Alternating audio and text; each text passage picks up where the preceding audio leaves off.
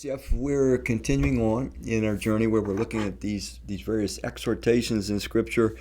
We're going to look at Ephesians chapter 6, verse 10, and chapter 6 is where it talks all about the spiritual armor and so forth. But in Ephesians 6:10, it says, "Finally, be strong in the Lord and in His mighty power."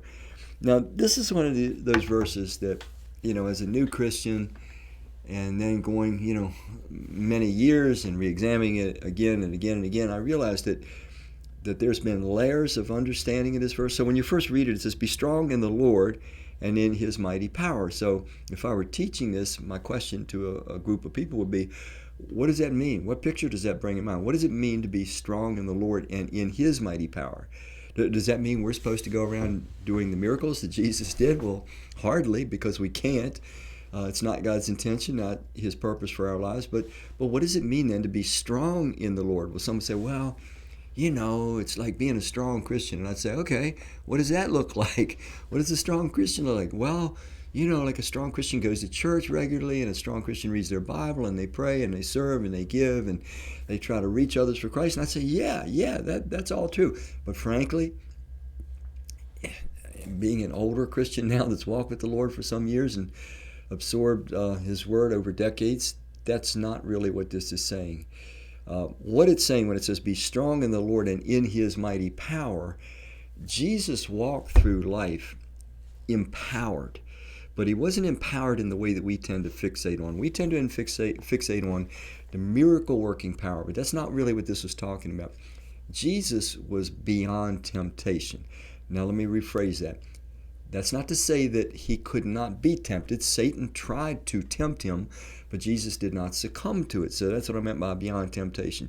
Jesus was pressured by the society of His day to go along to get along, just like we are. The Pharisees, for example, and the Sadducees, they pressured Him politically and religiously to conform, but He never budged. He often had people that would challenge Him on various issues. Jesus was not an argumentative type, but He never gave ground. He held His ground. So when we look at this verse, it says, "Be strong in the Lord and in His mighty power," there's a kind of power that Jesus exuded. It was gentle, it was kind, it was benevolent, it was full of goodwill, but it was incredibly strong. Think about the night that Jesus was arrested, and His disciples, they all panic. Peter tries to cut the guy's ear off. And Jesus just keeps His composure, and He goes along. Even when they beat Him terribly, He can say from the cross, "Father, forgive them. They don't know what they're doing." So the power of Jesus consists in something that we're not aware of. It's to be fully alive spiritually, fully in touch with reality, to see spiritual reality just as clear as you and I see physical reality. Jesus always knew who He was. He always knew what He was about. He knew where He came from. He knew where He was going. He knew what was happening all around Him. He knew what people were like and what they were made of and what they were motivated by. He could see all the weaknesses of human society. It couldn't seduce Him at all because He could see right through it. So to be strong in the Lord, it is someone who has come to their identity and their unity with Christ have come together in such a way that now I know who I am, or you know who you are. And you belong to Christ and He belongs to you. And you are not living anymore to the beat of society's drum, even the way that the majority of people live or think, or what they desire, or what they think is worthy to give their lives to. You're seeing things with crystal clarity from God's vantage point. You know who you are. You know why you're here. You know where you're going. You know why the world is in the condition it is. You know how society is going to continue, frankly, to deteriorate. But you know that also brings the culmination of Christ's return, and ultimately the end of the age and the beginning of an age of everlasting righteousness.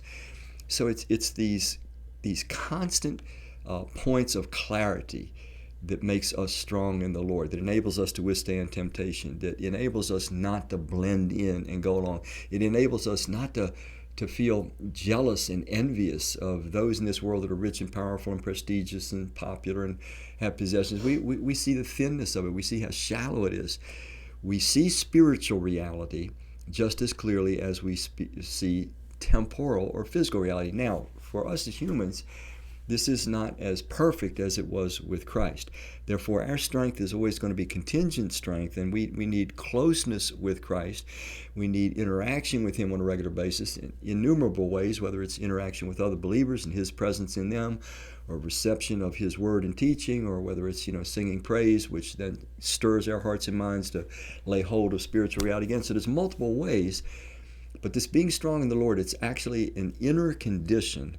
And the power it's talking about, it's the power to walk righteously and to be the person that God created us to be, regardless of the circumstances that we find ourselves in. All right, I hope you're experiencing a lot of this being strong in the Lord and His mighty power today.